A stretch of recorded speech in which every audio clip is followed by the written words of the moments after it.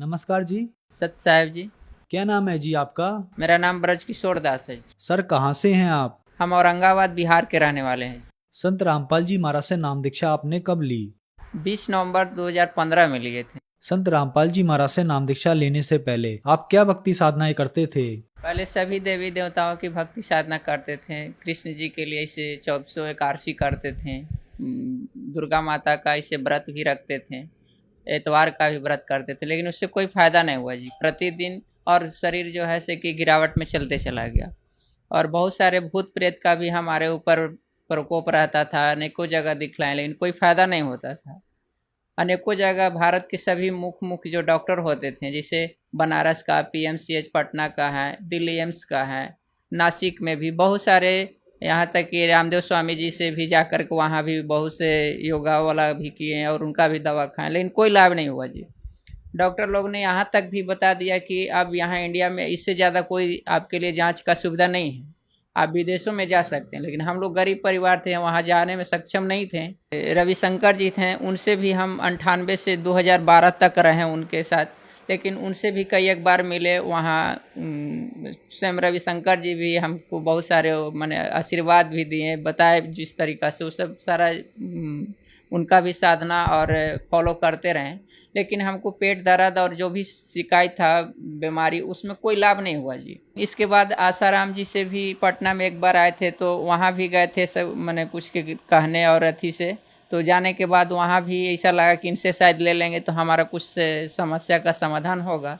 लेकिन 1-2 महीना तक उनका भी किए, लेकिन कोई लाभ नहीं हुआ। तो उनका फिर आत्मा स्वीकार नहीं किया। फिर सब पूजा पाठ जितने भी थे सभी गुरुओं को हम त्याग दिए जी। घर में इतना तक भी कहते थे कि कोई जिसे महीना में एक आध बार पूर्णमासी का होता था तो किसी होम जाप करने के लिए, तो हम कहें कि अब हमारा इच्छा नहीं है किसी भी देवी देवता का पूजा करने का। इतना करने के बाद भी हम दिन प्रतिदिन और सेहत खराब होते जा रहा है एकदम। बिल्कुल अंतर दिल से सभी देवी देवताओं को हम पूजा त्याग दिए थे जी।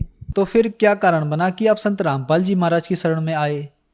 सर जी, एक हमारे परिचित के थे, जब हम कुछ दिन गीता जी का अध्ययन करते थे, जब टाइम मिलता था, तो गीता जी के पढ़ते समय में एक परिचित के लोग आए, वो बोले कि से आप गीता जी इतना पढ़ते हैं तो इसमें 2-4 ऐसे प्रश्न पूछें कि गीता जी का किसने उपदेश दिए, और उसमें ब्रह्मा विष्णु महेश की पूजा के लिए इस तरह से मैंने बताएं कि नहीं करना चाहिए। तो हमने उनसे कुछ वाद विवाद किए, उन्होंने उसी में दिखाए। तो हमको तो बिल्कुल ही होश उड़ गया कि हम जिसकी पूजा कर रहे हैं उसमें तो इतना सारा चीज़ इसमें वर्जित किया हुआ, उसके लिए मैंने राक्षस बहुत तरह के बुरे शब्दों से नवाजा है। तो उसको देखने के बाद हमको किसी भी देवी देवता में बिल्कुल ही आस्था नहीं रहा। और तब फिर उस ज्ञान गंगा किताब को 1 सप्ताह में पढ़ें। उसमें एक चीज़ हम देखें कि साधना टीवी पर वो सत्संग आता है, तो जगन्नाथ मंदिर के निर्माण के बारे में सत्संग चल रहा था, मालिक संत रामपाल जी महाराज बता रहे थे। उसमें इंटरव्यू देखें, उससे हमको बहुत अंदर आत्मा से लग रहा था कि अब कब उनसे मिले, कैसे हमको उपदेश मिलेगा। तो उस पर जो पट्टी पर चल रहा था जो नंबर, उसको हम नोट कर लिए, और नोट करने के बाद सुबह होते ही हम कॉल लगाएं। तो उस समय कॉल पर बोलें कि ठीक है जी, आप आ सकते हैं, यहाँ आपको उपदेश मिल जाएगा। जो हमको सबसे फर्स्ट गाड़ी मिली थी, उसी गाड़ी से हम मैंने जनरल टिकट ही लेकर के और रोहतक चले गए, और वहाँ जाने के बाद उपदेश लिए। सर संत रामपाल जी महाराज से नाम दीक्षा लेने के बाद आपको क्या लाभ मिले? हमें पेट के दर्द से बहुत काफ़ी परेशानी थी, जो बुखार लगते रहता था। लेकिन सभी जगह अल्ट्रासाउंड, इंडोस्कोपी, एक्सरे लेने के बाद, सभी दवाइयों खाने के बाद भी कोई फ़ायदा नहीं हुआ था। ऐसे शुरुआत हम औरंगाबाद ज़िला से ही किए थे, और फिर गया में भी सबसे बड़े जो डॉक्टर थे YK सिंह, उनसे दिखलाए। पटना में डॉक्टर विजय प्रकाश हैं, उनसे भी दिखलाए। 6 महीना के लिए खाए, कोई दवाई फ़ायदा नहीं हुआ। फिर BHU में गए, वहाँ भी 6 महीना खाए दवा, वहाँ से भी कोई फ़ायदा नहीं हुआ। किसी ने बोले कि से आप दिल्ली एम्स में दिखा लीजिए, तो दिल्ली एम्स में भी गए, वहाँ सभी तरह के जांच हुआ, और वहाँ भी करीब सालों भर तक हम दवा खाएं। खाने के बाद भी कुछ फ़ायदा नहीं हुआ, और दिन प्रतिदिन हमको हर तरह से खाने पचने में बहुत परेशानी, और दर्द उतना ही बढ़ते चला जा रहा था जी।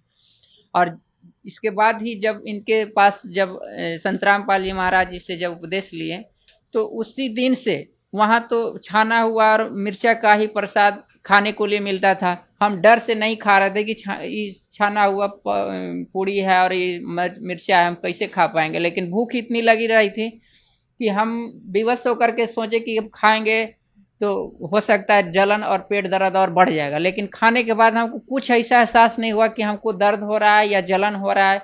उस दिन के बाद से अब मिर्च के बिना हमको खाना नहीं अच्छा लगता है जी, वो हमारे लिए सबसे पसंद का हो गया है। और इस समय अभी हमें किसी भी तरह का पेट दर्द और पचने या और तरह के कोई शारीरिक कष्ट है अभी नहीं है जी। पहले से आर्थिक लाभ में जितना भी कमाते थे सभी जादू जंतर या भूत प्रेत के दिखाने में और डॉक्टरों के पास जो भी कमाते थे उससे ज़्यादा कभी कर्ज लेकर के खेत तक भी बेच करके हमने इलाज कराया है जी। और आज के डेट में संत रामपाल जी महाराज के शरण में आने के बाद सब बीमारी ठीक हो गया जी। और आज हम जो भी घर पर खेती बाड़ी या अपना जो क्लिनिक चलाते हैं उससे बहुत अच्छी से हम सभी परिवार शांतिपूर्वक जीवन बिता रहे हैं जी। तो जो दर्शक आज आपको टीवी पर देख रहे हैं और वो दर्शक भी संत रामपाल जी महाराज से नाम दीक्षा लेना चाहते हैं तो कैसे ले सकते हैं? सर जी, हम इसके बारे में ही सभी जनता या सभी व्यक्तियों से प्रार्थना कर सकते हैं कि जो भी किसी भी तरह से प्रेत बाधा या शारीरिक कष्ट या किसी भी तरह के भयंकर से भयंकर बीमारी या जो जिसको असाध्य बीमारी भी कहते हैं जी, वो अगर संत रामपाल जी महाराज से की शरण में आकर के सद्भक्ति अगर करें तो उनका भी इसी तरह से सभी लोगों को यहाँ आने के बाद सबका इस बीमारी और कष्ट का निवारण होता है। और सबसे बड़ी इस बीमारी से बड़ा है कि जो जन्म मरण का जो चक्कर चल रहा है, जो मोक्ष की बात है, वो और कहीं नहीं, सिर्फ संत रामपाल जी महाराज के अतिरिक्त इस दुनिया में कोई नहीं है जी। पूरे संत जो तत्वदर्शी संत हो जिनसे कि मोक्ष हो, एकमात्र तत्वदर्शी संत रामपाल जी महाराज ही हैं। और इनके शरण में आए और अपना जीवन का कल्याण कराएं। संत रामपाल जी महाराज का अनेकों चैनलों पर इनका प्रोग्राम आता है, सत्संग आता है। और सत्संग चलते समय नीचे पीली पट्टी पर बहुत से उसका 2-3 नंबर आते हैं, उसके नंबर पर संपर्क करके इनके जहाँ भी फॉलोअर्स हैं उनसे संपर्क करें और नज़दीकी जो नामदान सेंटर है वहाँ पर अपना नाम उपदेश ले सकते हैं। धन्यवाद सर। सत साहेब।